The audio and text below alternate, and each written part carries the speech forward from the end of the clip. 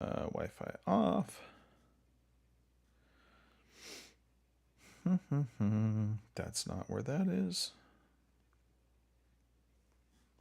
Literally, we're like right on time. It's kind of amazing. And now I don't want notifications on. Fuck off.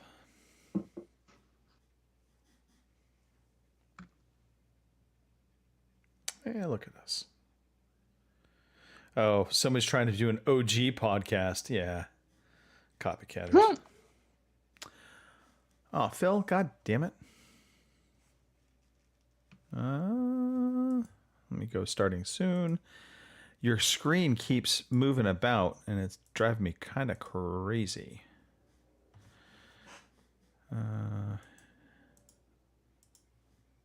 Yeah, yours.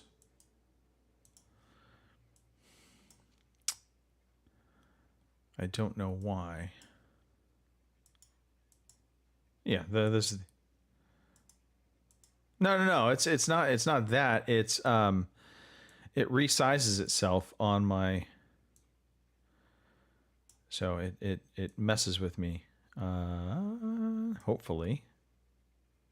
I won't have to mess with this anymore. Yeah, damn Phil.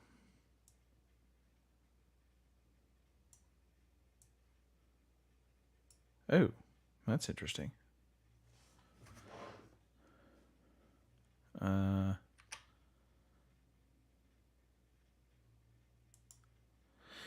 Good, interesting. I think I might have solved part of the problem.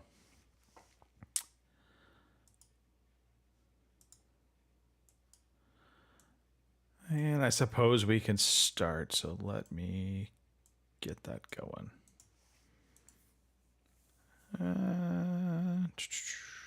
Here we go.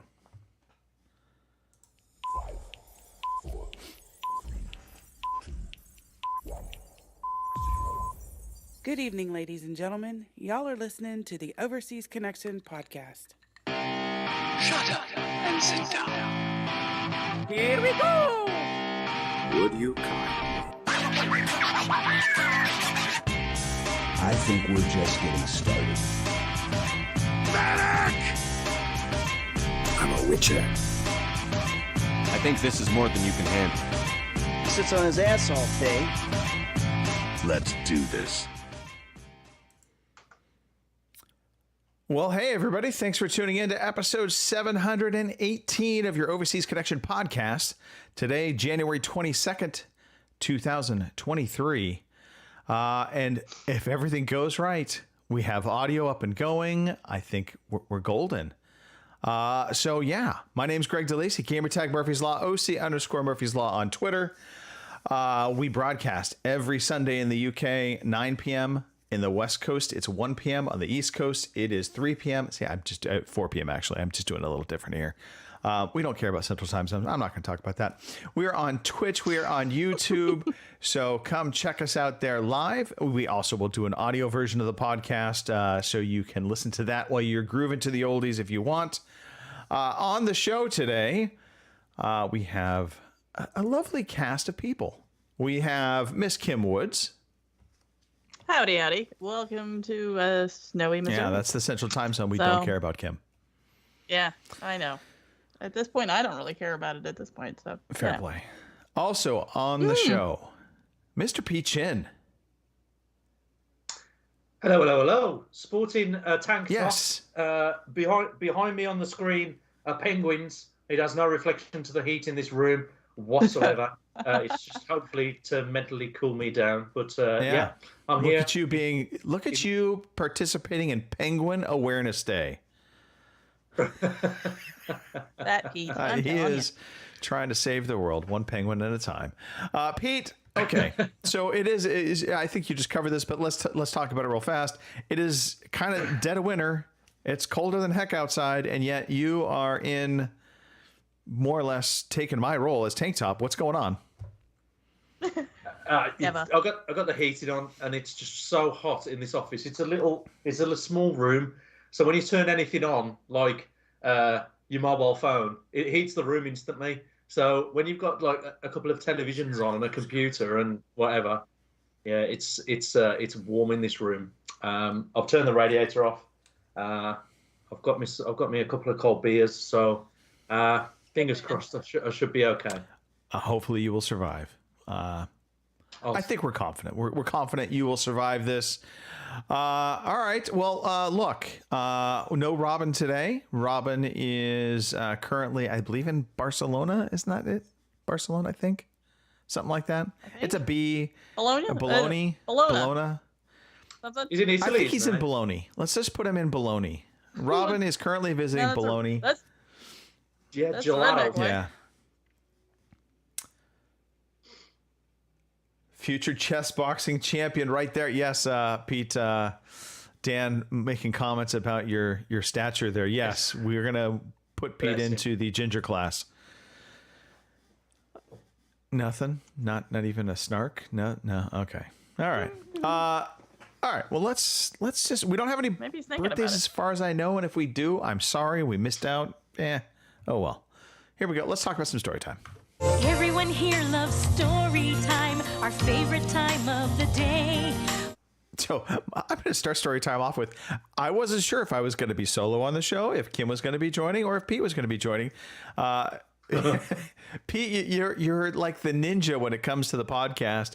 It's like crickets, and then suddenly Pete's like, yeah, I'll be on in like 2 seconds. I'm like, okay. No, hang on. I said last week that I'll be on this week. You expect me to remember last week to this week? That's ridiculous. Oh, I know, right? I'm kind of in the same boat you are. If I don't tell you that I'm not on, then I'm on. It's as easy as that. Oh, nice. Okay. All right. Well, We're going to hold you to go. that. I like it. Well, on that note, Pete, let's start off with you then. Let's talk about what's been going on your neck of the woods besides your heater. How fast has this week gone? Jeez. Oh, I know. I just don't believe how fast this week's gone. But anyway, yesterday I went for it was my dad's birthday, so he's 79 yesterday, and we went for a nice meal. So my brother come along with Tara, Shell. We had Kira and her boyfriend with us, and my mum and dad, and we went for a nice meal. It was really, really cool. So we all had a couple of hours together. Got me dad some nice little presents. There's a Canadian astronaut called Chris Hadfield, and he's doing a talk in the UK in June. And I got him a couple of tickets to see him in June, as well as like the normal things that dads get, like clothing and stuff. But it was nice just to spend some time together. That was really cool. I've started swimming this week. I joined up at a gym not far from me called, it's actually at the University of Birmingham. And man, that place is state of the art. It's so cool. It's just brilliant. It's got a 50-meter pool that can, I don't know if I said this last week actually. It's got a 50-meter pool and they can split it into two. So they have kayaking and water polo going on in the one pool and lane swimming in the other. It's a really, really funky pool. It's got like a 200 station machine gym, a huge free weight section, like a rock wall for climbing. There's a dojo, a couple of yoga rooms, a couple of classrooms for like Pilates and stuff like that. It's real state of the art stuff. It's all nice and modern in there. What is that? I'm not sure if it was better you saying "what is that" or Kim's face. You get me a little hot and bothered there, Pete. I'm just saying all this talk about the exercise equipment and stuff. Yeah. So I've gone back swimming. My first night back because I've been going in an evening around 8 o'clock in the evening, and my first night I got in the pool. I was pretty confident. I was feeling good, and I mean you've seen me swim, Greg. I don't stop. I did about 10 lengths and I nearly died. Yeah. The lifeguard. I need to point something out here actually. I did not technically see you swim. So when we went to the gym, if you recall, we got into the gym and we kind of we separated out, and then you left me. No, you said that you saw me upstairs in the pool from upstairs as you was leaving the gym. But you left the gym when you were done. I came down looking for you. You were nowhere to be found. You just went back to the flat. Oh, shit. I think I come out and I couldn't find it anyway. It's one of those. It's only London anyway compared to like the States. That London's just like a little. It's just like a little town, right? So it was only up Right. the road the hotel was. Anyway, Right. Uh-huh. we'll skip that. So I got in the pool. I swam 10 lengths and I was nearly dying. Oh my Pool's god, a workout. It was tough, but yeah. So I managed to get about 40 lengths done at the end of my workout, which took about an hour, and it was awful. I can swim 40 lengths usually in, I don't know, 14 minutes. So you can see where I'm coming from. I do. So I have a lot of sympathy for what you're saying right now, because Friday night, just so happens, I had, well, we'll talk about my Friday night in a minute, but lo and behold, I was at the gym and decided it was going to be a cardio night. And so I hit the treadmill for a half hour. And that was, when I'm on the treadmill, I like to kind of vary it up because I get bored just being on a treadmill. So I'll do running, walking, inclined, walking, that kind of thing. And then from there, I jumped off and got on a bike and did 20 minutes.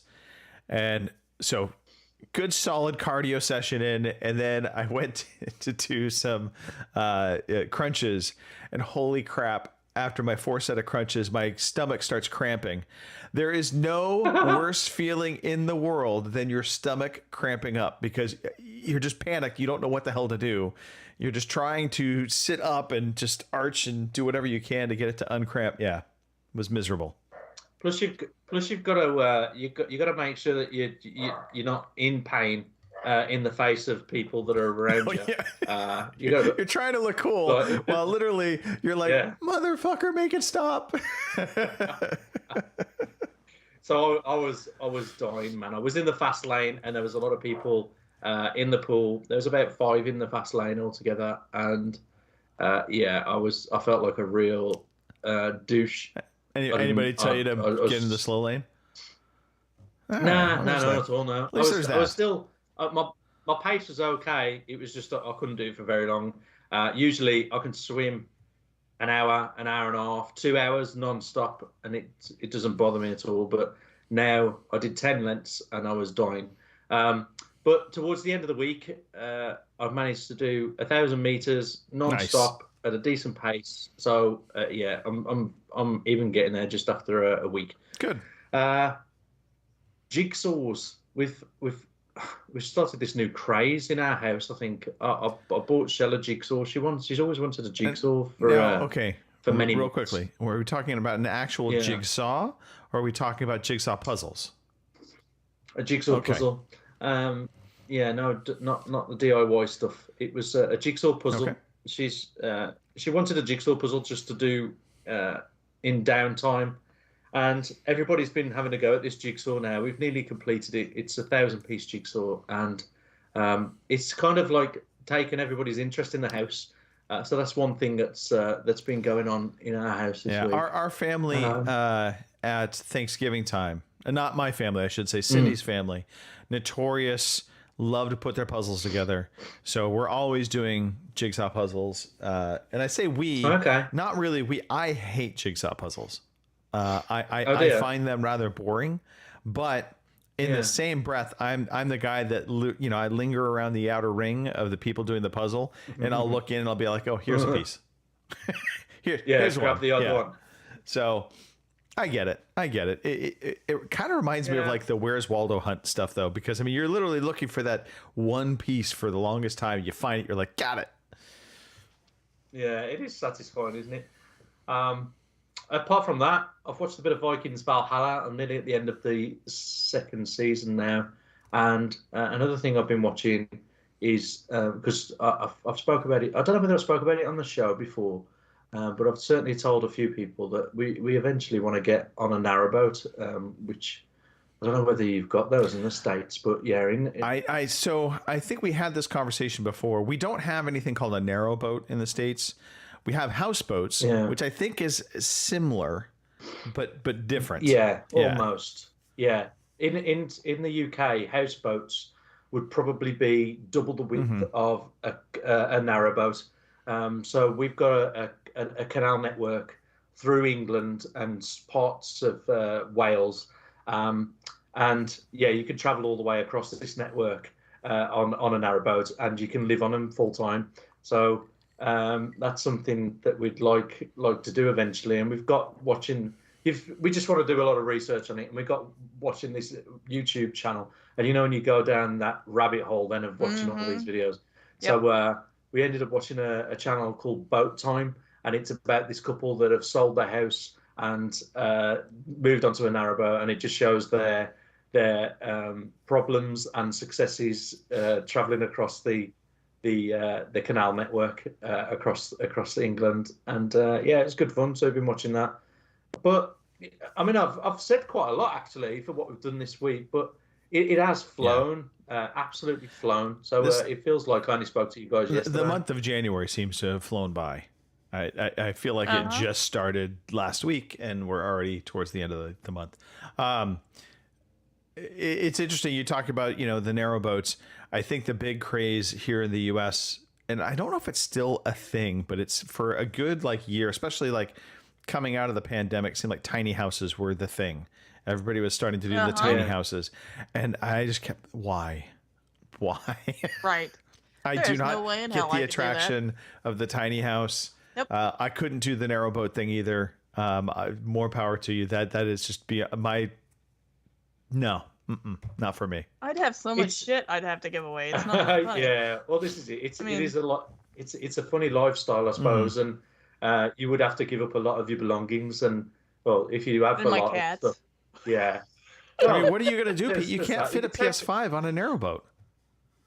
You can because even the channel that I'm watching, that If you Boat watched Time, in there sideways, that was one of his prerequisites in getting a boat. He says I want to fit my PS5 on there, and he's got a PS5 at least Oh, on that's there. funny. Now, I don't think I'll be able to. I don't think I'll be able to play an Oculus Quest on there, and I've got various other consoles and stuff. I just ain't gonna be. I able mean, to the put on. Quest, as long as you strap yourself to the boat, maybe you can go topside and play. right? Maybe No, As long as you're No. strapped in, you No, don't there's- go overboard. Right? no, they're too narrow. They really are as narrow as. Yeah, they're like 50 foot long, and I think they're about 8 feet wide. So it's not. It's not a big space to be in really. So you've really got to minimize what you've got. We'd have to get rid of a lot of belongings really. But it's a simple way of life, and it is a thing that some people want to do, and it's just one of the things that we want to have a go at.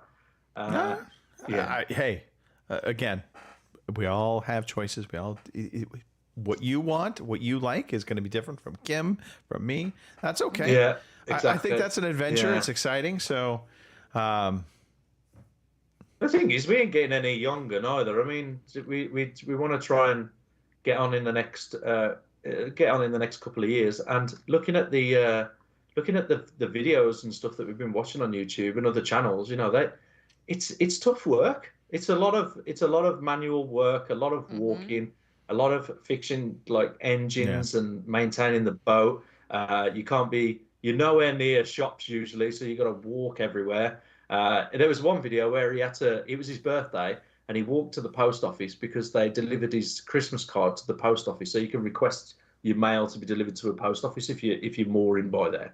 And he walked all the way there, expecting it to be there at a certain time on that day, and it wasn't there. And he had to walk all the way back an hour, and then walk back out again in the afternoon for another hour, and then back, and managed to get it that second time round. And I mean, that's quite a big upheaval really for a card, isn't it? I'd just say, I don't know, video call me or something. Don't bother about a card. at least we live in a day and age with cell phones, and so you likely will still have a signal, that kind of thing, wherever you're at, I would think. Yeah.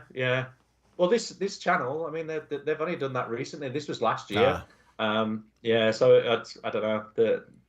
All right. There's some crazy stuff on there, crazy stuff. But I don't know. It might be good fun. It might be the worst thing that we've ever done in life, but who knows? You never know until you do it, do you? Yeah. All right. Kim, what's been going on with you? it's been a week. It's kind of like last week. It wasn't a good week. It wasn't a bad week. It's just still kind of a week. I had to go to my brother's mother-in-law's funeral this week. So, yeah, she'd passed away apparently from a heart attack the week before. So that was kind of unexpected for my sister-in-law. So, those are no fun. And I guess good news. My sister is wanting to go back to college. She wants to do like medical billing, coding, that sort of thing. So I don't know. I guess that's good news. I don't know. It's my sister. She didn't like school to start out with, so I'm not real sure she'll stick with it, but I could be wrong. I mean, she's older and more mature now, I guess, so she might stick I am with going to it. say, out of all the professions you would be saying I want to go back to college for, medical coding and billing, not the top one I would have come to mind with. Yeah. Right. That is a meticulous kind of mindset to do that. So yeah, and well, my sister's not necessarily one of those people, but I don't know. Like I said, maybe she works at a hospital now. She's a CNA and a med tech now, and I think she's kind of looking at maybe branching out and maybe getting a little more money and things like that. So maybe it's one of those things she's seen it in action being at the hospital. So maybe, who knows? Well, that's it. And they need a lot of help in the billing department because they just kind of did a massive overhaul of like the CEO and the whole 9 yards. So they're looking for extra help there. And well, if she got that, that'd be a big bump in pay for her, which is nice considering she's got the two kids. And God knows there's job security because hospitals love to send bills. Right. Well, how long is the course? Is it like a year or two? I think it's 6 months. Oh, really? 6 months or a year or something like that. It's not, apparently it's not very long. So, and it's not really expensive. And of course, nowadays with internet being everywhere, she can pretty much do it online. So she doesn't really have to go to school or anything like that. So I don't know. I hope it works out for her because I know she's excited about it. So, and who knows? Maybe then she'll eventually be able to afford to pay her babysitter, i.e. me. So, All right. Support her, Kim. Just support that. You got to support that. Right. So, I mean, other than that, it's another one of the weeks. It seems like Pete said, it flew by. Yet it seemed like I was busy all the time. I didn't even get to play Xbox much this week. So, okay. Well, it is what it is. We will get to that shortly. All right. Sure. I guess that is me. And also, again, sorry to hear about the death in the family. That's never easy. Thank you. Right. Even, and I don't know how close you were or not, but I mean, it's always challenging because you end up, even if you weren't directly involved, you end up getting some of the fallout from it regardless. Well, yeah, because like I said, it was my sister-in-law's mother. So, of course, I want to be there for my brother and his wife and all that. So, totally understand. Well, it's been a pretty good week this past week. Work-wise, it's stayed steady. So, that has that. Well, yes and no, because it's actually kept me from playing some games during my lunch hour, which that's true. I mean, come on, the important things in life. But no, all kidding aside, it is a good thing. It's always a good thing when, work is busy versus other companies, which we will get into in some of the news where they're facing layoffs and you have, financial problems. Yeah. So, but I wanted to share a little show and tell. So I started to build out a model. And so this is the final version. Hopefully you can see that here in the screen. Oh. So that's a Star Wars AT-AT. Oh, AT-AT, yeah. So I built that the past weekend, and I haven't built a model since I was like 14. So this is like I have been wanting to get back into it, and my wife bought me this last year for Christmas. I got all the modeling stuff I needed in terms of like the glues, the paints, that kind of thing. And I just kind of dove in, but I never actually started putting together a model until about a week and a half, 2 weeks back. And so, had a good time with it. I'm brushing back up on some of my techniques of like weathering and doing different things to the model to make it look more realistic. But overall, great experience. And it was kind of a combination of using an airbrush. I bought like a USB powered airbrush for airbrush painting, and then you're just more traditional brush painting using acrylic paints. So It was all good, and of course, right as I say that, Pete, your lovely camera just decided to do its own little thing, and Uh-oh. yeah, I don't know what to. Has it died? No, it's just it's got a life of its own. I'm not quite sure what's going on with your camera feed, but it doesn't want to cooperate. It wants to just be Tiny Pete. Tiny Pete. And that's what we will call him, Tiny Pete. There we go. It's froze as well, but anyway. All right. It No, doesn't it's matter. good. It's good. No, it is really Tiny Pete. It was Tiny Holy Pete. crap. Now it's back to normal Pete. All right. Yeah, I don't know what to. Who knows? Who knows what the hell's going warmed on? Anyway, so model building done. I did catch a few different shows. I'll talk about that in a second. Finalizing our Vegas trip. We are trying to get everybody who is coming to be committed by Already there. this weekend, or sorry, next weekend, end of the month. And then I just noticed your camera just went wonky again, Pete. I'm cracking up. Anyway, so now you're gigantic, Pete. What? Who's the? I'll come in all shapes and sizes. What's the numbers looking like now? Then have we increased, or what's We the have deal? not increased. So from what I can tell, we are currently at 6 people, I believe. So myself, Robin, you, Mike, Marsh. I want to say there was somebody else. Maybe that was Phil, who is going to be potentially coming on, but I believe Phil has said he is not going to be able to participate. So we're sitting right around 5, 6. Bummer. That's like that. Oh, that's a good idea. I'll go speak to my other half about it. Oh God, no, it's not a good idea. I can't go. What? That Phil. Oh, I reckon yeah. that's what he's done. He's probably thought, oh yeah, it's a great idea. And it's a big ask. I get it. So that's why we're trying to. It is a lot of money. We're trying to get some commitment up front ahead of time. I think your camera just doesn't want to cooperate. I think what we will end up doing is we're just going to more or less go hotel. I think hotel is the call. I'm not going to worry about trying to do a condo. I think that it'll probably be more inexpensive long term. And then 2, it will ultimately allow us to be on the strip and have access to being on the Las Vegas Strip faster, which will be more fun. So, Yeah. Good. but yeah. So, beyond that, we had the NFL playoffs that has started up. I don't want to talk about last weekend. My Chargers shit the bed amazingly. This week's game so far, one good, one not so good. The Chiefs were in a bit of a throwdown yesterday with those same Jaguars, but they were able to get out Yep. with a victory. Then there was a very Which is surprising, given that Mahomes was screwed up. So. yeah, Patrick Mahomes' ankle is we'll see what happens with that. Yeah. The New York Giants got annihilated by the Philadelphia Eagles, so there was that. And then there's some good games today, which I have no insight into other than the Bengals and the Bills are playing. That's the game that originally we saw back in a few weeks back where the guy had the heart attack on the field. So, I can't believe it. He wasn't young, he was, Yeah. wasn't he? About 26 or something like that. but He's it's so unbelievable. apparently what happened to him is he got hit in the chest.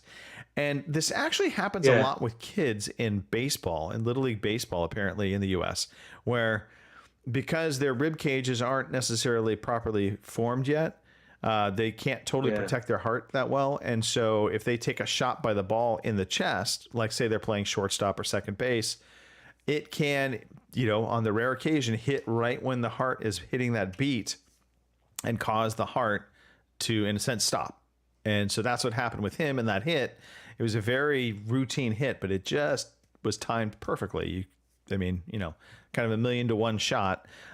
It'll be interesting to see if he plays football again. I'm kind of curious. I was going to say, yeah, normally with footballers or soccer players, as you call them in England, once they've had something like that happen to them on the field, they pretty much don't come back. Or in a very small, in a smaller team, not doing as much as far as duties. But yeah, it's It's a shame, isn't it? That It is. You know Such what? a But young hey, age. he's alive. That's the most important part. So, Oh yeah. and then some shows. So I watched Star Wars Bad Batch. I'm kind of caught up through, I think, 4 episodes. If you haven't seen this before, Bad Batch kind of is following a squad of clone troopers in the Star Wars time frame. It's an animated series, really well done. Very much enjoying it. Steve Conger turned me on to this series. It's on Disney Plus. So if you are at all interested in that kind of thing, I highly recommend Bad Batch. It's definitely worth checking out. And then I watched The Last of Us, the season premiere. So I will not spoil anything. I don't think there's really anything to spoil, especially through episode 1, because it's very faithful to the game.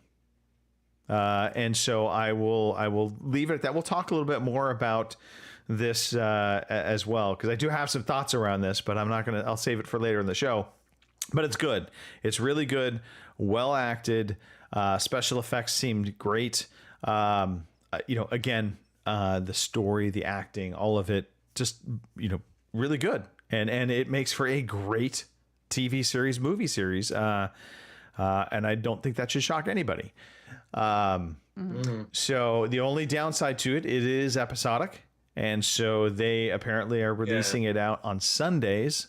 So kind of very Game of Thrones-esque in terms of how they're doing that.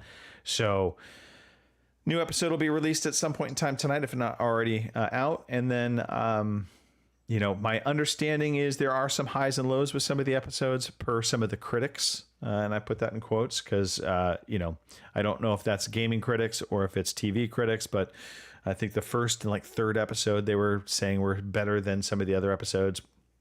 Who knows? I would just say this: it's good. It's worth watching. I would recommend it to anybody. I very much enjoyed how I think the TV series, quite honestly, comparatively to the game, I think does a little bit better job with some of the initial backstory and character building.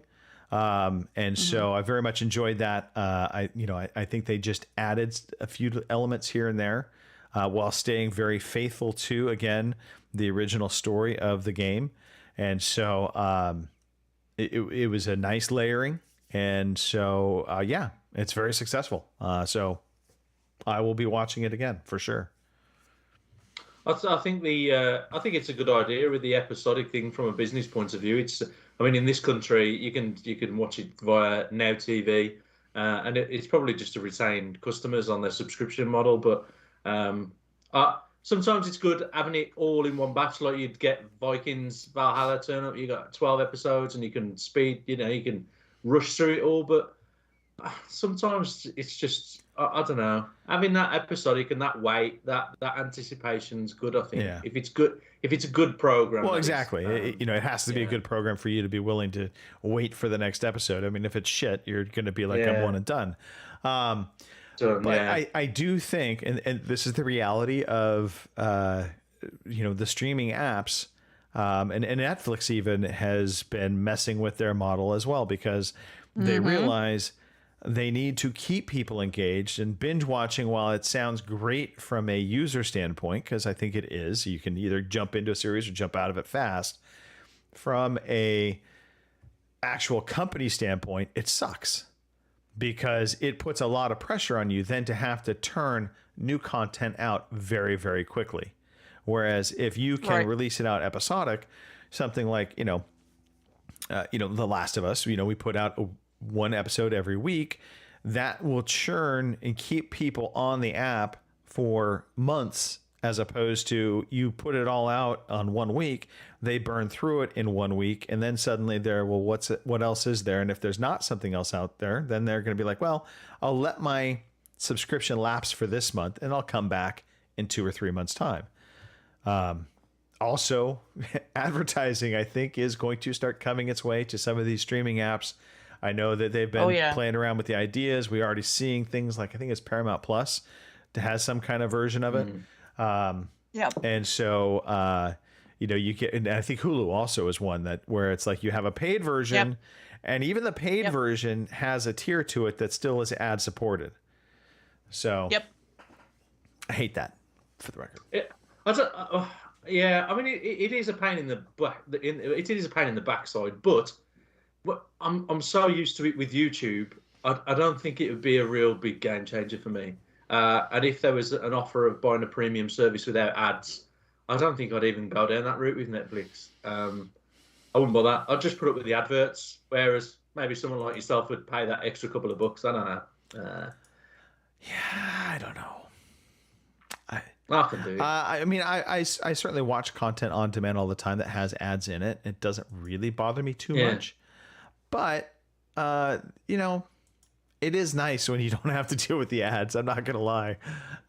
Especially when it's ads you can't fast forward through, which that drives me more nuts than anything. Because there's times where you're just like, I just want to fast forward through this and I can't. But we should be the ones that could most tolerate it, like from our generation as young kids anyway, because well, from our programs, adverts were there all the time during the program. They come on like 3-4 times, and like kids don't get that now, do they? I don't know. No, they do not. It is amazing how far we have come in such a short period of time. And I think about as a kid, just like you're talking about. I mean, hell, we actually had to get up and turn the channel. Right. Yeah, or even tune it to a degree. Do you remember those little sticks? Oh God! Start tuning all of. Oh my Lord! And like one of the members of the family would be holding the aerial up in the air, like just trying to get signal. Oh yeah. Yep, yeah. I can remember that because when we were kids, Dad would be in the house watching TV, and he'd send one of his kids outside to turn the pole the antenna was sitting on, so we could, get the channel to come in clearer. So he'd be like, "Go out and turn the antenna." I know. Well, when do you want me to stop? I'll yell at you when I want you to stop. So And I remember satellite TV becoming an initial thing, but it was like you were putting up a frickin' NASA satellite on the side of your house. And to this day, a lot of my in-laws have one of those satellite dishes on their house, and they can't get rid of it. It's like nobody will take it. They can't do anything with it, so it just sits there and rusts. But yeah, all right. Good times. Let's talk about some games. Today I feel like playing computer games. Today I feel like playing computer games. Kim, I don't understand this, so please help me out with what's in Burly Men at Sea. Is this actually a game, or is this just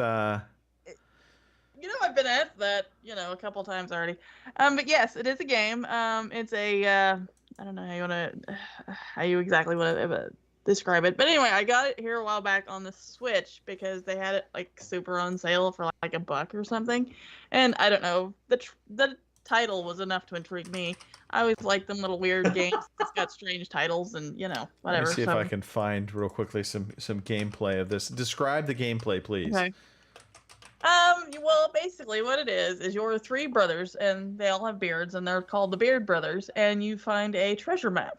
And so because you're I guess you're fishermen, I think is what you are. And anyway, so you take this treasure map and you go off to find adventures is what you do. Like we were swallowed by a whale. So then you have to decide how you're going to get out of the whale, whether you're going to wait and ride along in the whale until he stops, or you're going to make him throw you back up. Now, did this come out in 2017 for the PS4 and Vita? It just... Yeah, okay. I believe so. I think it's been out for a while, but I just picked it up on the Switch. I don't know, it's been within the last year or so. And I'm trying to get back into playing the Switch more because, well, I have it, and there are nights when I don't necessarily feel like firing up the old Xbox, or it's late or whatever, so I'll pull out the Switch and play it. But anyway, so this one has been sitting on my Switch for a while, and I thought I'd fire it up. And it's like a story kind of adventure thing, and it has various ends on how it will end. And you can go on how many various adventures you can find, because you kind of end up playing the whole story several times to find the different branching off ends to it. Because, like, say there's 2 tunnels, you can take the left tunnel, and that'll take you out of the cave and you'll get back on your boat and you'll sail back towards land. Or maybe if you take the right tunnel, you'll end up in a different area with a different ending, sort of thing. So it's, I don't know, like I said, it's not for everybody, but it is kind of neat to see all the different little adventures you can find. Like you try to outswim death. So you can either, and I mean like the Grim Reaper sort of death. So you can either try to beat him, or you can go ahead and let him win and allow him to take you to wherever he tries to take you. So yeah, there's various different little stories to it, and at the end of your various adventures, you go back to town and you talk to, I think he's the, I don't think he's the butcher, maybe he's the baker, I don't know, whatever. Anyway, you talk to this guy in town, and on his bookshelf, he'll have a book of your various adventures. And as the story goes along, you get a different book for each adventure you've been on, until eventually you have like a shelf full of your little books for your adventures. So, like I said, it's not for everybody, but it is kind of a neat little thing just to kind of see definitely a unique how they go. art style. I mean, I had it up on screen for a little bit there. Right. That was, I think, their trailer from 2017. But yeah, just pass a little time. Hey, Harley Dan's in the chat saying you played this ages ago, and you've come back to it. So. So so I started that, and I haven't found all of them. I think I'm up to 3 books at the point. And so if you don't mind going back and replaying the same kind of story, just with a little bit different ending, or whatever you want to call it, because there's always a different little thing. Well, instead of taking the right-sided cave, you take the left-side cave and see where that takes you, and that sort of thing. Or maybe you don't beat death, or you do outswim death, or whatever. You know, it's a good little game to kind of waste the time and go from there, because it's not overly challenging or anything like that. But if you got some time to waste and you don't know what you want to play, Burly Men at Sea. Plus the title's just, the title says it all. It's just hilarious. Right. Did you get any Modern Warfare 2 in this week? I did not, and I felt bad about it because I didn't liking it, but I haven't got it. So I'll have to try harder next week to get some in. So, because I do kind of miss going around there and getting my ass kicked by various other people. So, fair enough. That's about how. All right. That's how it amounts to. Is I get on there and I play, and I go like 6, kills and like 15 deaths, sort of thing. So, you know, I do like Modern Warfare 2. I actually was thinking of playing it this past week. We were actually going to play it on Friday. But then turns out Snoogans needed to do an update, which that was going to take forever to do. So we passed on playing. It's a solid. I mean, honestly, it's kind of the standard for shooters at this point in time. Yeah. You can't. You hate it and you love it all in the same breath. I hate that it has become kind of the de facto best shooter out there. And I think you can make arguments around whether it truly is the best shooter out there or not, but I think it's the most common and easy to play shooter out there. Right. And I say easy to play in that I think anybody can kind of get into it and play and pick it up and figure out what they're doing. In terms of competing and being, at that more advanced stage, yeah, okay, that's a different story. Okay. Pete. Yep. Let me just pull up your new game here. So let's talk about chess, slap chess. It's game of the decade. So the one night in the week, when was he? Was it last night or the night before? It might be Friday night actually. Anyway, yeah, Friday night I think it was. I stayed up till about 1:15, right, doing the puzzle. The jigsaw puzzle, and I'm just gonna let slap chess play on screen. Slap chess just looked good. So I saw it.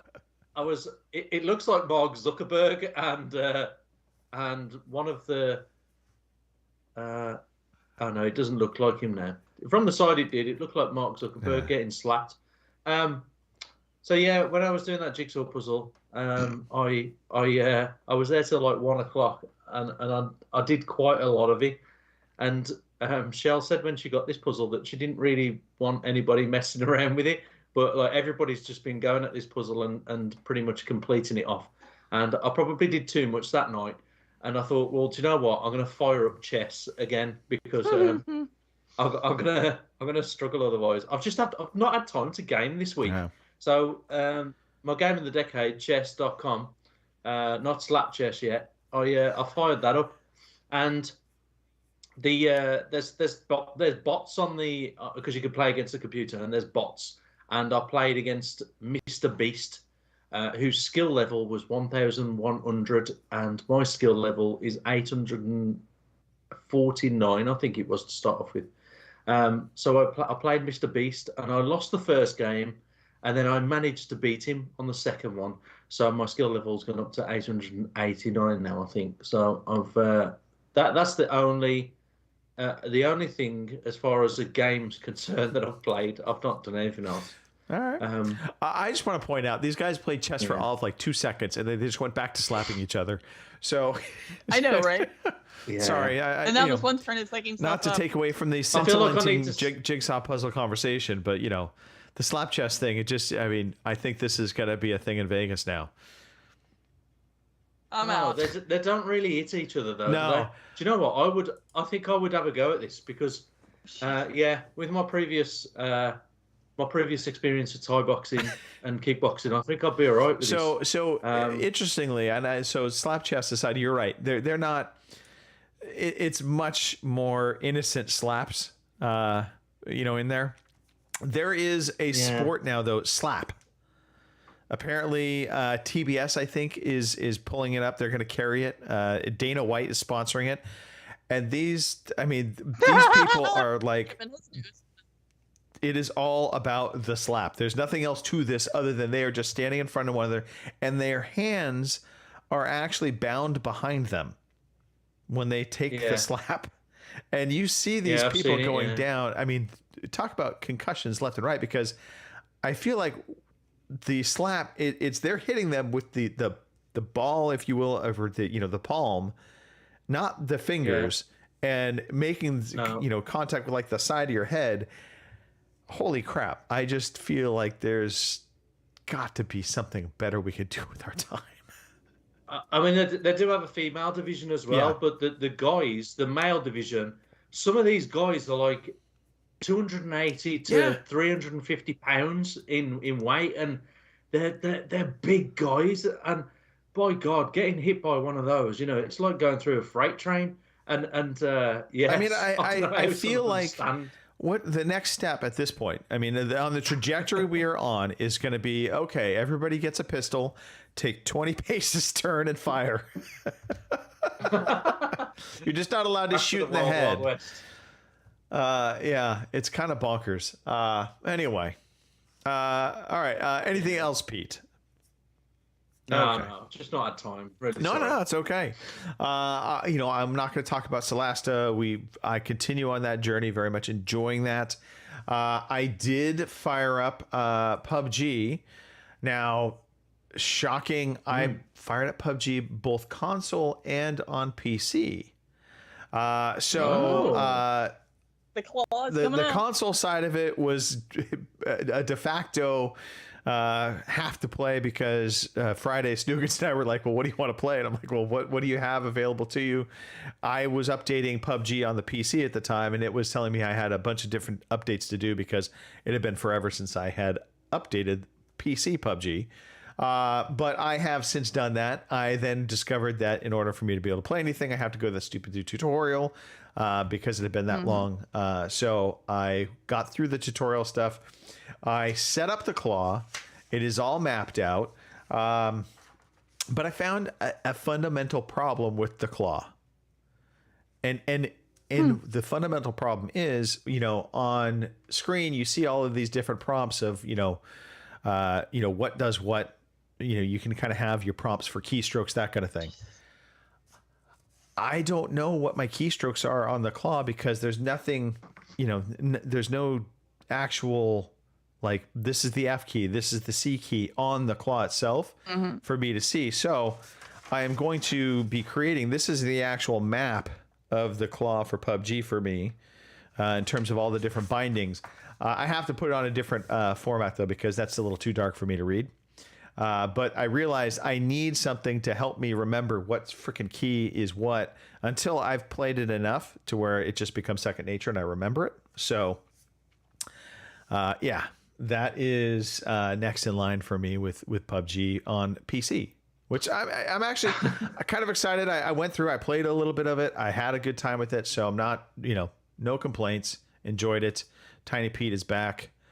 See if we could. Gotta love Tiny Pete. Gotta love Tiny Pete. We're just gonna let Tiny Pete be Tiny Pete for a moment. But yeah, PUBG. It's there is nothing better in terms of just the tension for me. I think Modern Warfare 2. Yeah, it's a great Modern game. Warfare 2 does bring some of that tension as well, but it's a different kind of tension. PUBG, you feel like at any moment it can just end disastrously, but also you feel like you do have a bit of a fighting chance, depending upon where you're playing. Obviously, PC I think is a very different skill set than on console. I will also say one funny moment as I was doing the training mission, and I had just put in my earbuds, right? So I'm going through, and one of the last things you do in the training mission is you have to, play against a bunch of bots. And so I'm going through, and I'm hearing gunfire, and I know it's coming at me, but I'm like, why can I cannot zero in and figure out where the hell it's coming from. Well, it really helps if you put your left and right earbud in the left and right ear properly. So I had them reversed, and so it was just doing my head and trying to zero in on where things were coming from. But anyway, so PUBG, good time. Now let's talk about something a little different. Oh boy. Yeah. So I decided I was gonna fire up Monster Hunter Rise. Oh gosh. Yeah. Since I played Monster Hunter, I kind of have a feel like I know where this is going. So. Yeah, you probably do, Kim. You probably do. I'm gonna start off with the good. There's some good things this game does. Like the cats. Anyway. Can't you just really rant and just go for all the shit? Yeah, I'm gonna go for all the shit. Oh, so one, I spent way too much time in the character creator mode. This is not my character, but my character might as well have been this chick because I tried to go for the hot chick. I was deeply disappointed there was no breast augmentation.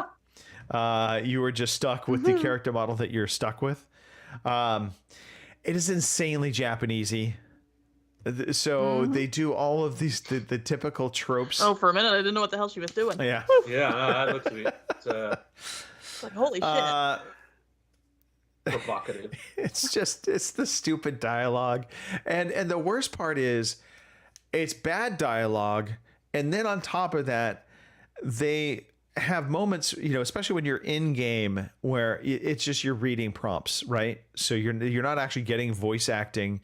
You're getting, the stupid dialogue box of stuff that you have to read through, and you have to click A to get it to move forward. But for whatever dumb reason, and I say dumb reason because it annoys the crap out of me, they decided that the characters, whoever is talking within the text box prompt, is going to make some utterance. And I say utterance because it'll be like, you get a new text box and you hear, huh,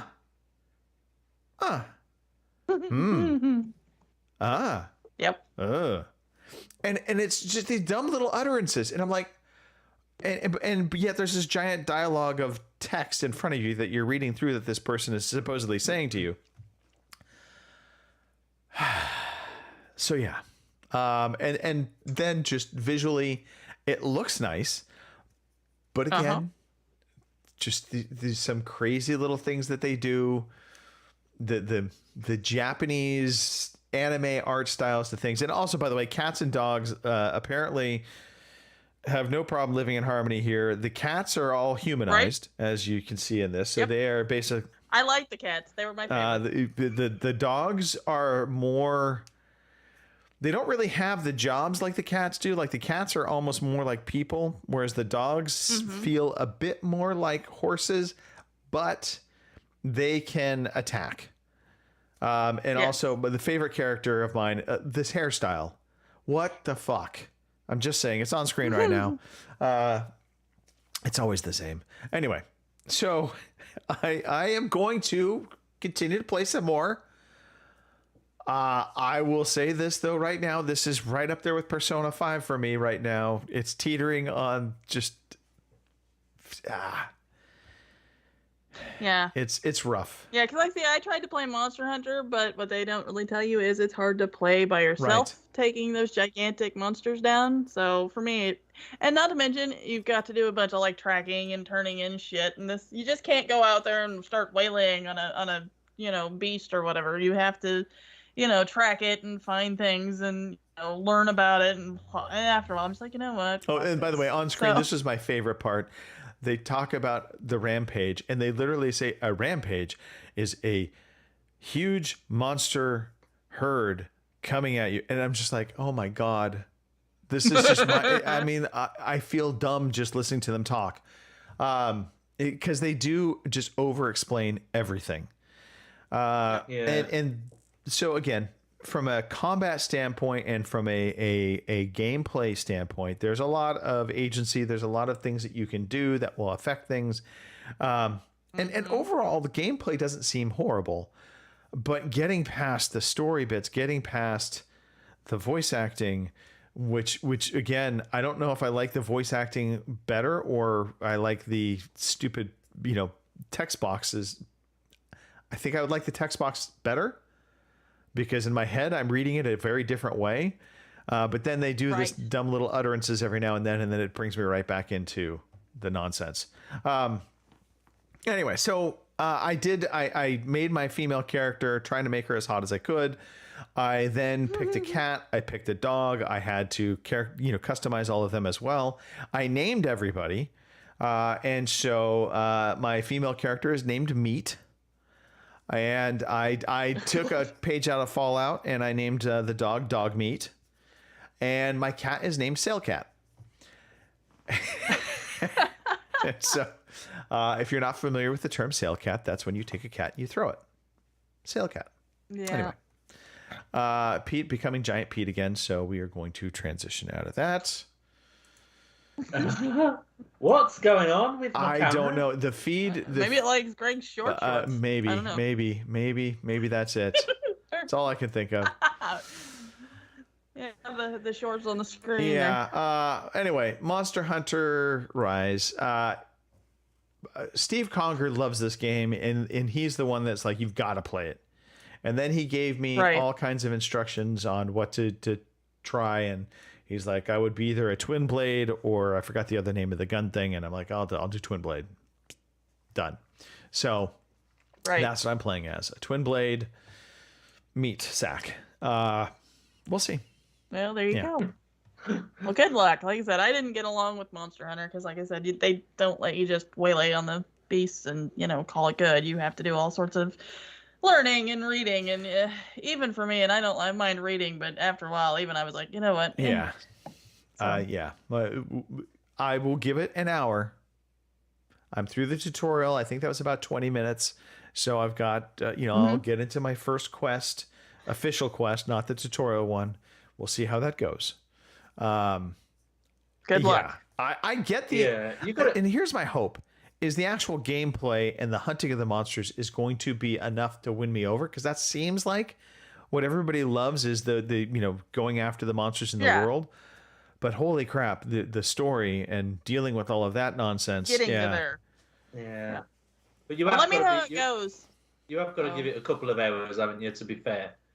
Let's not go too far, Pete. You can't. A couple hours feels... 2 hours. That feels putative. 2 hours is fair.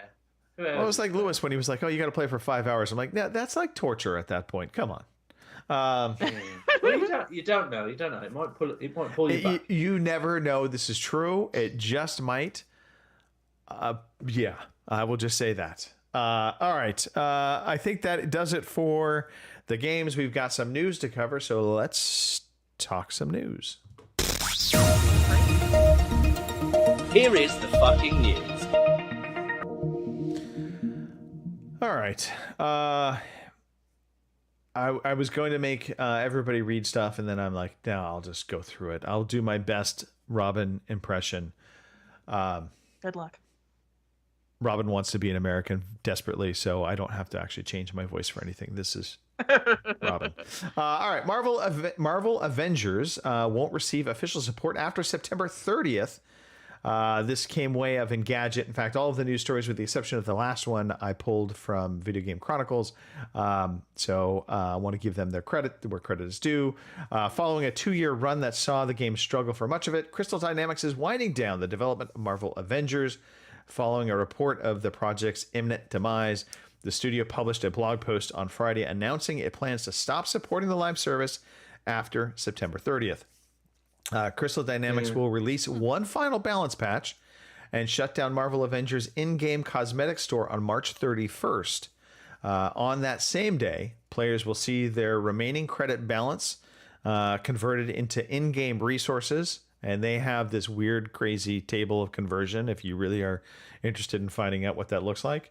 And they said, additionally, as a show of appreciation to the community, that Crystal Dynamics will release a bunch of different cosmetics that were only attainable through the marketplace will be free for all of those that own the game. So it'll still be playable. Just don't expect support moving forward for the game. I'm actually shocked it took this long. Yeah. Did you either one of you play this game? Yeah. Did you like what you played of it, Pete? Or it was okay. I liked the very beginning part of it, where it was very very focused on the little girl, and it was very story. Yeah. And then you got to the hub world, and it all went to shit.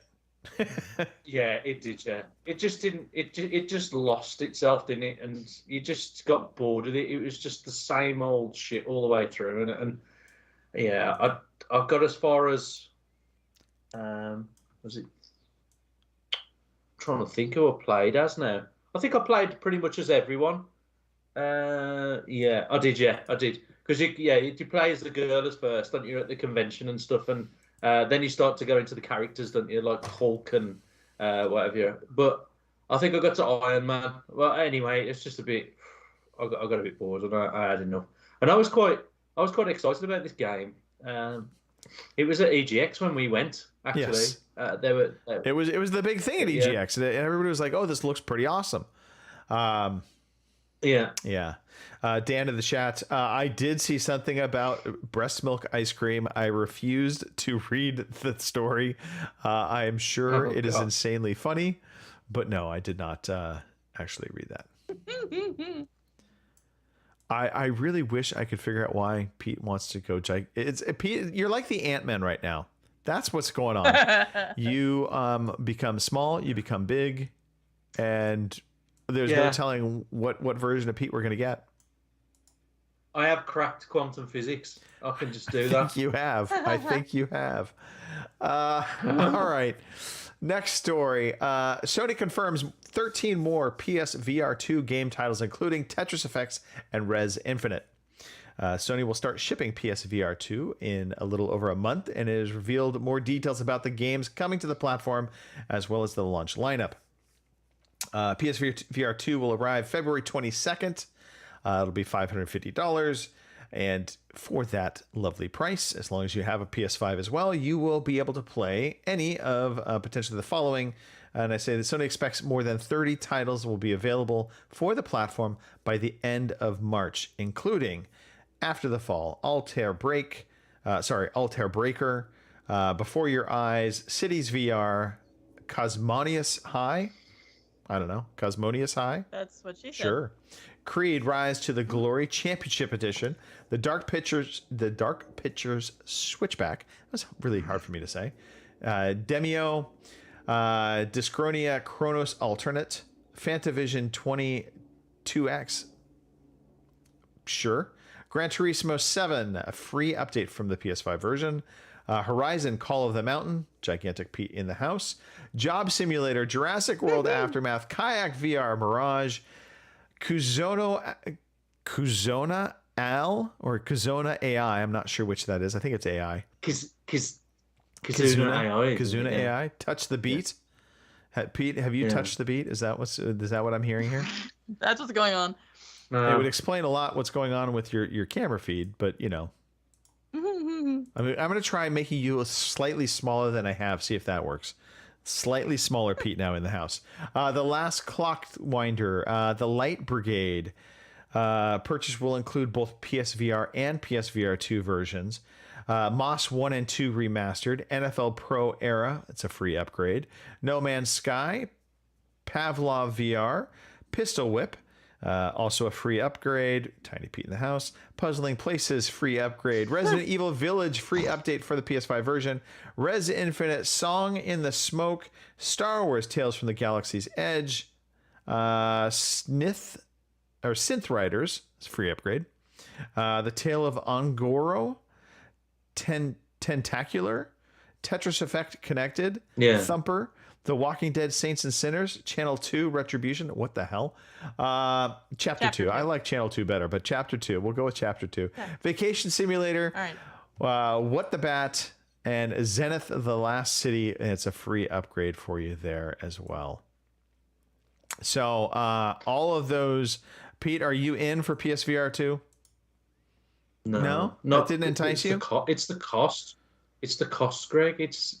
It costs more than the PlayStation, and I'd be interested to see what the figures are, the pre-sale figures, and what it'll be like on release. It'd be interesting just to see what it's like after it's released and what people think of its of how it plays and how it compares to Oculus. I don't know, man. This is a lot of money, isn't it? That is. Well, I mean, you're already halfway there with your investment.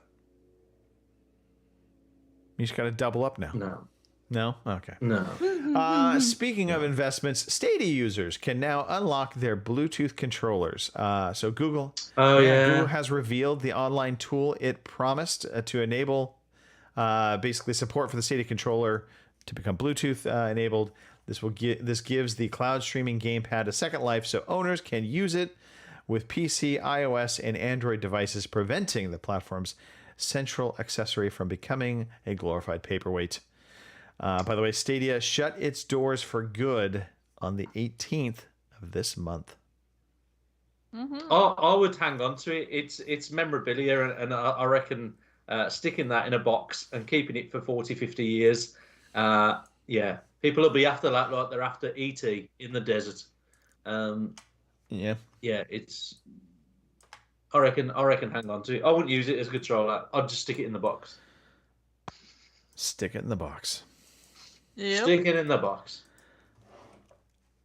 All right. The Last of Us is HBO's third largest debut of the streaming era. So if you have enjoyed The Last of Us, you're basically not alone. Warner Media has revealed the video game adaptation racked up 4.7 million viewers on conventional and streaming TV for its January 15th premiere, make it HBO's third largest debut in the streaming era. Only Game of Thrones spin-off House of Dragons rated higher with a crowd-topping 9.9 million, and Boardwalk Empire's 4.81 million viewers just nudged it out, making it third. So let's talk about The Last of Us real quick. Here's my controversial take. The Last of Us is a great movie, a great TV series. The game is good, but it is a better movie. It's a better TV series. And that's because it was always written to be a movie. It was written to be a on-screen drama. Think about when you played the game. There wasn't a lot of player agency. You didn't really do anything other than really tackling a few enemies here and there to get from one cutscene to the next. And the cutscenes moved you along the story, and you were enthralled by it because it's a great story. It was well acted, even in the game. It was well directed. But ultimately, it was the cutscenes, it was the story that they presented that really made the game great. Not the gameplay. The gameplay was just okay. I disagree. I absolutely disagree. No way.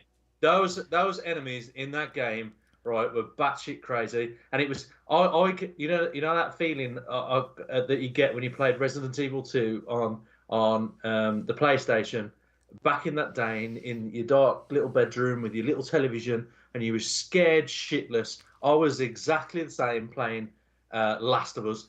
and I've never had that anxious, that nervousness, that excitement, and in all that time until I played The Last of Us. Yes, I get it. It's story driven. The cutscenes are amazing. You can see that it's going to be a great film. But I swear to God, that is the best game you can play in this decade, in a long time, in my opinion. That's And okay. everybody No, has you them, are but- entitled to your opinion. I will be very curious to It's see what you phenomenal. say once you see the series and watch Yeah. it in comparison, because it is very interesting to make those comparisons, because you will be able to make those kind of comparisons. Yeah. But yeah, so I just But I played the game though. You didn't. You only no, watched I played the cutscenes. original. I played The Last of Us. I watched The Last of number Us one? 2. Yes. Yes, but you haven't played. I did not play 2. I decided to watch the movie, No. which was rightfully Well, so. this- You know, little You did I needed to know I play could have 2. watched the first. Just wait for HBO to bring it out. I have a question. I have an though. answer. Maybe, or All right, Pete might have an answer. Did the TV show bring out knife blocks? You know, the best part about the TV show was at one point there is a knife, and it wasn't. You know, there was no problem with the knife block. Just saying. Okay. All right, moving on. Here we go. Ubisoft cancels 3 games and delays Skull and Bones yet again. So things aren't exactly going smoothly over at Ubisoft. There's been a lot of hubbub, actually, a lot of people talking about what's been going on there. The publisher has canceled another 3 games, this following the 4 titles it killed last summer. Not only that, the company announced yet another delay for Skull and Bones, a game we first tried out all the way back at E3 2017. The Pirate Sim was supposed to finally emerge on March 9th, but Ubisoft has delayed it until the early part of its 2023-24 fiscal year, which starts in April. So this is the 6th publicly announced delay of Skull and Bones. So, Wow. okay, so real fast, the delay for Skull and Bones, whether or not it's going to be a good game, irregardless of that, because I don't think it's going to be potentially a very good game. I think it is destined to be kind of mediocre. I actually don't see this delay as that big of a deal. And I think if you really look at the timing of the delay, I think the realities are Ubisoft looked at 2022-23, their fiscal year, and they were hemorrhaging money. It's been a shitty year. And so instead of having Skull and Bones come out at the very tail end of what is amounting to a very shitty year for them, they are pushing the game to release into the beginning of their next fiscal year, which whatever sales they can muster from this game will help that year. So I think this is purely a financial move. It has nothing to do with the game not being ready. It's literally about a month difference. So I think this is a financial move for them just to try and shore up and make 2023-24 a better year. Anybody can, I mean, Ubisoft is going through absolutely difficult times. I can't see them folding. I also can't see them being bought. I don't think anybody is going to want to take on that company. I've heard a lot of people speculating, well, maybe Sony could buy them. I don't know what the asking price from Ubisoft would be, but apparently they previously tried to go this route and they were asking for quite a lot. And they got kind of laughed out of the room, so to speak. But at least that's the scuttlebutt from quote unquote insiders. But they're such a big company. This would be the equivalent of like an Activision kind of type deal. But I don't know anybody wants to take on the dysfunction of Ubisoft. And Microsoft's already committed, so they're out of the picture on that. So I don't know. Do you think Ubisoft could be bought up? I'll start with you, Kim. I don't know. I think it'd kind of be like, I don't know. I think you'd kind of have to watch it. And I don't know, what was it this week? The one of the head honchos or whatever said something and kind of stuck his feet in his mouth. So, it kind of makes you wonder. And, from what I can see from Skull and Bones, it's probably not going to be that great. So not that I'm going to play it, but I don't know. I think it'd be kind of like taking matches to gasoline if somebody was to actually try to buy it. But I guess there was somebody had tried to buy it out before or something, or take it over or something to that point. So I don't know. There's fools born every day, so I'll bet somebody tries it.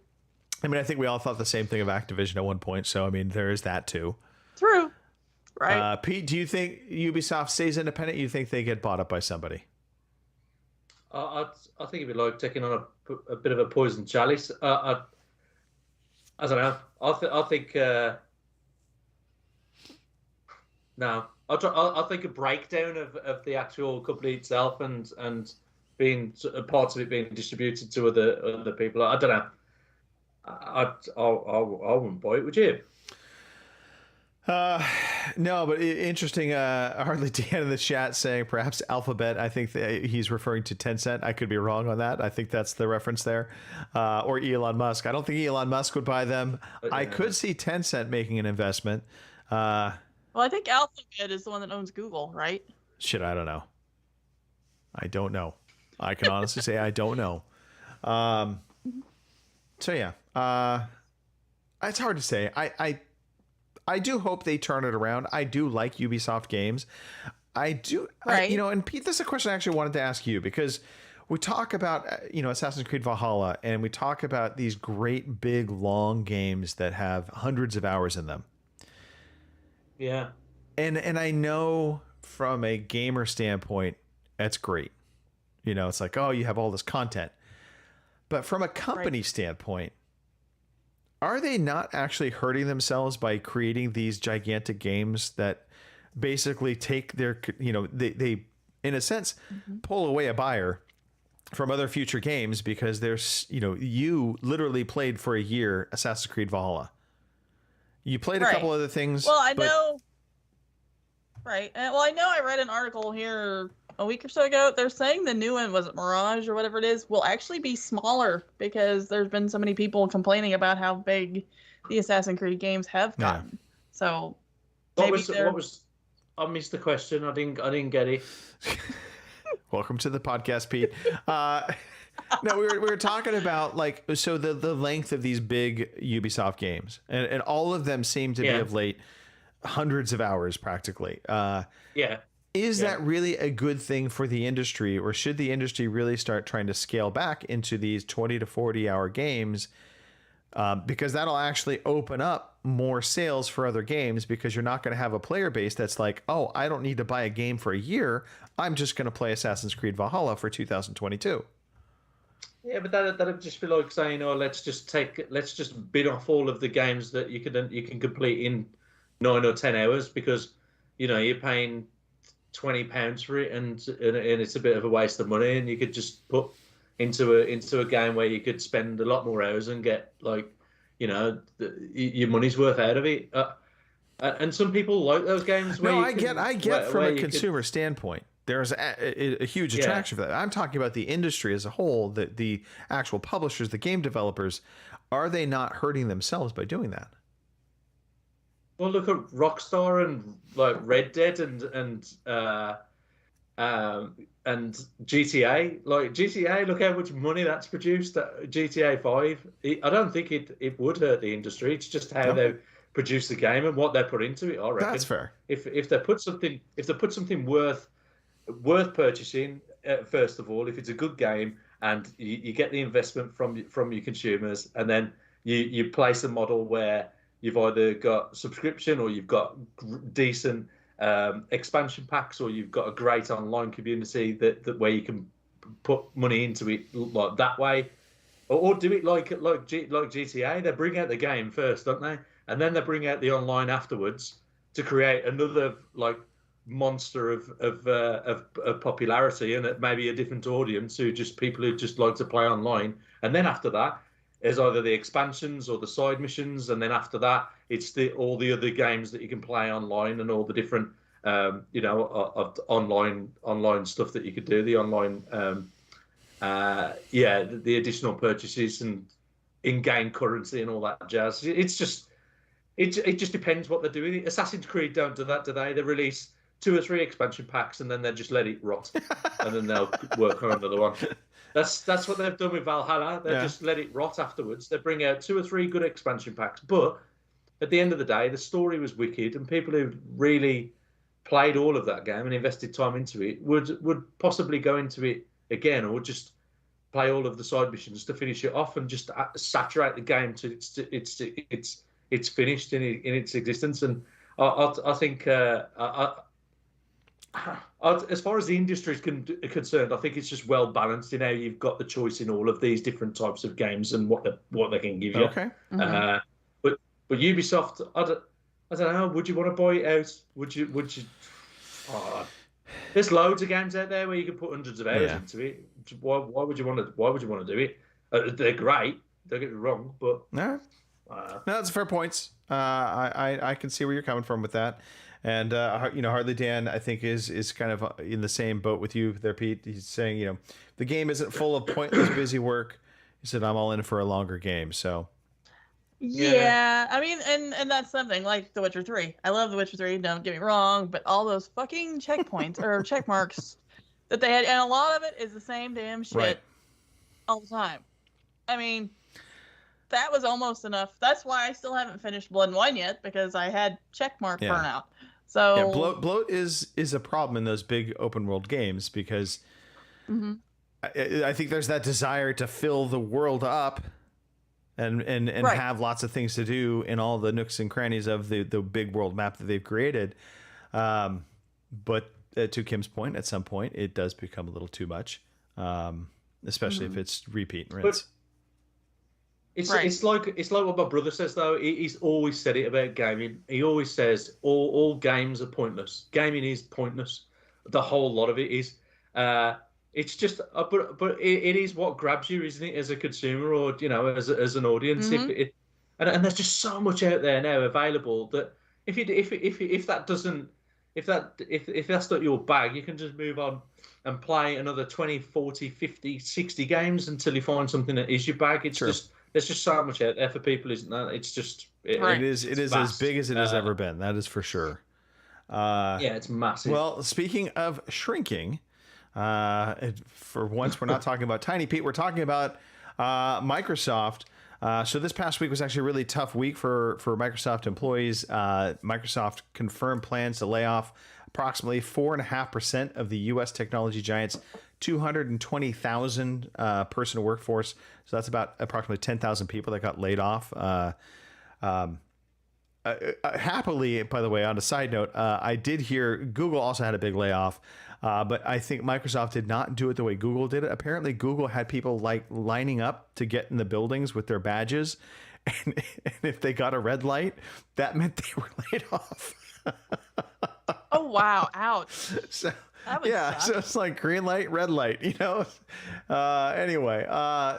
Imagine the anxiety on that one being the next one in line going, How can you get away with that? That's awful. That is awful. Yeah. Well, and I think that was, probably not the way they planned for it to be, but I guess that's the way it turned out because a lot of people were coming in to work. The layoffs hadn't been officially announced. And so, but badges had been deactivated. So anyway, back to the Microsoft story. A big part of this was 343 was hit pretty hard. They had approximately 130 people that were laid off. And so a lot of those in particular had been working on the single player elements. This led to speculation that 343 could be downsizing its commitment to Halo Infinite content and even outsourcing future development entirely. On Saturday, 343 appeared to address the speculation directly with a statement published on its social media outlet, basically saying Halo and Master Chief are here to stay. 343 Industries will continue to develop Halo now and in the future, including epic stories, multiplayer, and more of what makes Halo great. So, 343 was already a big studio. I think it was like 500 plus employees. So it was a big studio. Yeah. They did shave off a big chunk of people, and I feel bad for those that lost their job. Layoffs are never good. Right. But 343, they're not scuttling the developer. They're not scuttling that studio house. They will continue to make games for sure. And it sounds like it will continue to be Halo. which I'm happy with. I'd like to see them make something different than Master Chief at this point. I'm down for another ODST type game. But yeah, that's the news. Hardly Dan mentioned one more thing. He says Elden Ring is huge, but it's filled with actual content. And I was talking to my brother about Elden Ring because he's on about purchasing this game. And the thing that puts me off with Elden Ring and the Elder Scrolls like franchise itself, I've not played any of it, and I feel as though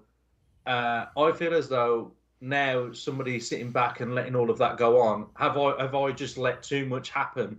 And can I just pick this game up and play it straight away without investing into any of the other stories? And I just think, so I will say this: Elden Ring, yes.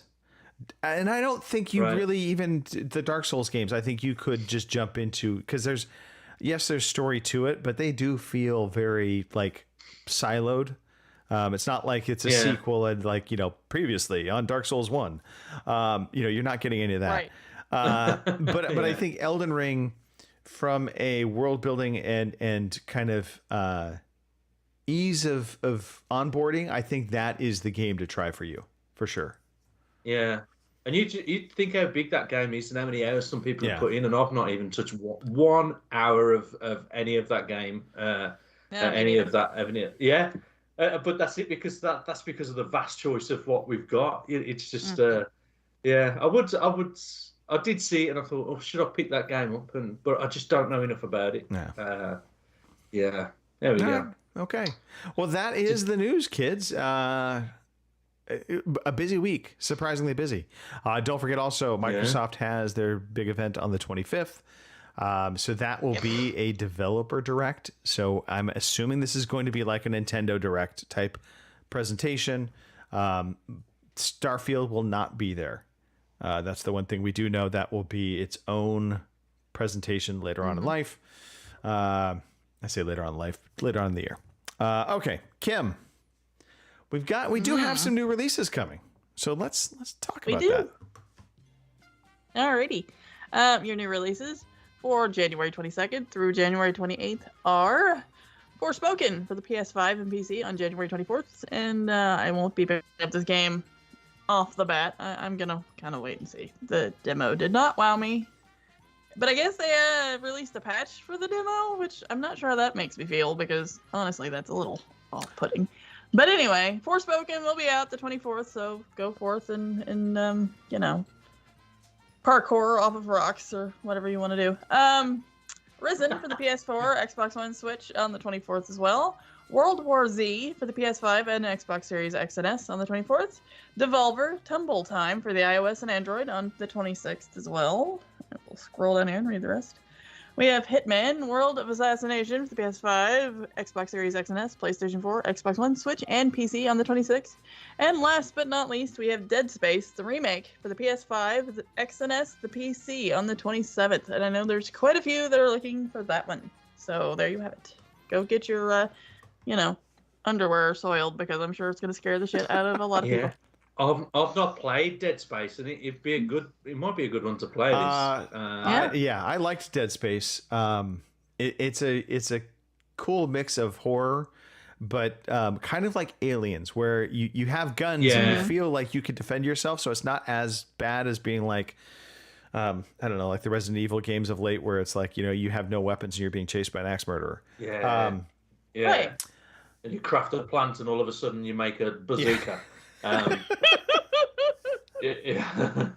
Forspoken's interesting. So this is a Square Enix or Square Enix game, depending on how you want to pronounce it. I would say Enix, but all right. Apparently it is Enix. I have heard now, supposedly that's the way it's called. I always said Enix. I don't think it matters. It's a Square game. Yep. And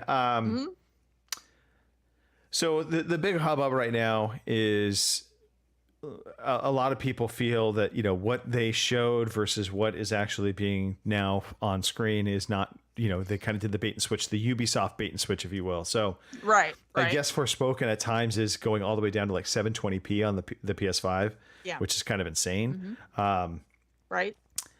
I never was overly excited for this game. it's telling that they are releasing review codes only to select outlets. They're not reviewing it on PC at all. So there's no PC outlets that are getting the codes ahead of time. It doesn't speak very well for the game at this point in time. Who knows? Maybe it surprises all of us. Apparently, also did not realize this, but it is going to be a timed exclusive. It's not a exclusive. Say that 3 times fast. It will be on Xbox at some point. But I think the damage is already done. I don't think anybody is going to, if it releases as badly as it's going to release, this is potentially kind of that Cyberpunk situation where it's almost impossible to recover from it. Although I think Cyberpunk did a pretty good job of recovering. I don't trust Square to stay in that seat and do enough to last through it. Right. I know everybody's making a big deal about how the demo looked. And my theory on that is, well, it's the demo for one. So, you kind of take it with a grain of salt as well. Is this the finished product or is this the just, whatever? Yeah. So, I don't know. That doesn't really But why would you put a demo out that looked that bad? That's the concerning part, right? Well, true. And like I said, they did put a patch out for it, which is also concerning to me because I'm like, they're patching the demo? All right. But for me, it was just the gameplay and the constant chatter between the two, the bracelet and the, protagonist. And honestly, the bracelet was less annoying than the protagonist. So for me, that was kind of a red flag on, And then the fact that there's an option in the game where you can tone it down to where they don't talk between each other so much. So I'm like, all right, well, I don't know. So I'm going to wait and see. I'm going to pick it up probably on sale or something. Or I may not pick it up at all. Who knows? So, oh my God, Dead Space is £63. Yeah. Oh my life, that's a lot of money for an old game, isn't it? Well, apparently they've done a lot of work. It's a remake. Yeah. So. Yeah. Well, do you remember Alone in the Dark? That's 54 quid. I don't know. I don't know, man. I'm going to say this. I don't think we're in an era now that we need to buy games day one. Right. I agree. I think the smart consumer waits a month to 2 months and they will see prices drop. It potentially will come to one of the services. I am excited for Dead Space Remake because I've heard a lot of positive things about it and I loved the original game. And I think, in contrast, so Callisto Protocol came out and was underwhelming. I was really excited for that game and I thought, oh, this is going to be the Dead Space we've all been waiting for, and not so much. And I think it's because a lot of the combat mechanics of the game and how they decided to make some choices and how it handles, just a lot of people just didn't care for. So Dead Space Remake, that might be the shining star for the month of January. I don't know. We'll see. Could be. I tend to just wait for holiday sales. That's what I tend to do, or I wait until Kim's bought it and then it gets released on Game Pass. That usually is the plan, right? I hear Kim's bought a game and I'm like, it's done. It's coming. Well, like I said, wait 7 days. Show up, so. 7 days later. Yeah, exactly. All right. Where are we? Well, I guess it's that time we can kind of start wrapping things up. Wednesday nights, God willing, we will continue to play either Halo or Modern Warfare 2. So if Kim actually shows up, maybe we'll transition to Modern Warfare 2. Maybe we can get Boomer out there playing a little. And then Fridays has been PUBG. Might be PUBG on PC the coming Friday. We'll see. Pete, if you're around, we could play PUBG. I'm just saying. I don't care if it's on console or PC. I'm easy. We've heard that about you. Come on, Pete. I struggle, man. I struggle. I know. The struggle is real. I've got jigsaws and chess to do. Hell of a combo. I think Dan, by the way, was deeply disappointed it was not an actual jigsaw, that it was a puzzle. I did see, because he actually asked the question, saw or puzzle, and you came back with puzzle. I said, oh. All right, Kim, let's give a shout out to the chat. I know it's been pretty active in there. I think Dan has been firing away. Hardly Dan's been in there. Major Revenge has been in it. Boomer showed up. So, yeah. Thanks, you guys, for stopping in and keeping the chat jumping. It's always nice, like, you know, because otherwise I'm just in there talking to myself, which seems a little odd. And, yeah, you know, but whatever. So, you know, thanks for stopping by. Thanks for keeping us entertained and piping in on things. So it's always appreciated. Absolutely. Pete, why don't do you have any shout outs, Pete, that you would like to get off your chest? I'm just gonna shout out my dad, Papa Chin. For achieving his 79th birthday. No, that's about it. Great to be honest. Papa You might as well, You all have a victory is achieved. Victory is achieved. Victory is achieved. Yeah, well done, Yeah, Dad. and if I had really thought about it, I would have played the birthday song earlier, but I did not make the equation of Papa Chin having a birthday until I started reading the notes. A little too late. Papa Chin. Yeah. That's fine. I think we mentioned him last week. I believe so. Anyway. Kim? Shut us down. I think, Kim, do you have any specific shots you want to give, Kim? Just to you guys, like normal, and like I said, because this is usually my mental health day with the way my weeks have been going here lately. So, thanks for that. Other than that, hopefully it's warm where you are, and or will eventually get warmer. And I guess we'll see you all next week. All right. I want to shout out television for never ceasing to amaze me. There's a new television series coming out that it's MILF something, and I don't know the actual title, but MILF Island, MILF Manor, something like that. So it starts Oh, off, and you see all God. of these hot moms, right? And you don't even know that they're moms; they're just hot older women. And so I'm like, okay, you know, this caught my interest. I'm like watching the advertisement for it, and then they're showing all of these young dudes, right? And all of these chicks are trying to hook up with the guys, and it's all about the MILF connection, right? But then they go to the first reveal, and they're like raising, I think they're partitioning like curtains or something. And you just hear one guy, Mom? So apparently all of these women have sons that are on the show.